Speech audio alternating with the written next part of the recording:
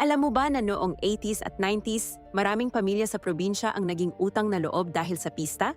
3 araw lang ng kasiyahan, pero taong-taon silang babayad ng utang. Kapag malapit na ang pista, nagkakagirian ang mga pamilya kung sino ang may pinakamalaking lechon, pinakasikat na banda, at pinakamasarap na pagkain. Hindi pwedeng hindi ka sasali. Kapag hindi ka nag-sponsor, parang wala ka ng mukha sa barangay. Nakita ko mismo kung paano nangungutang ang mga kapitbahay namin para lang sa bagong damit ng mga anak.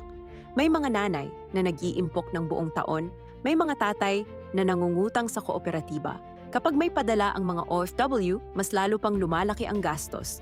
Ang mga politiko naman, dito kumukuha ng boto. Magbibigay ng konting tulong sa pista, tapos sa eleksyon, utang na loob mo na raw. Maraming pamilya ang naging mahirap dahil sa pistang ito.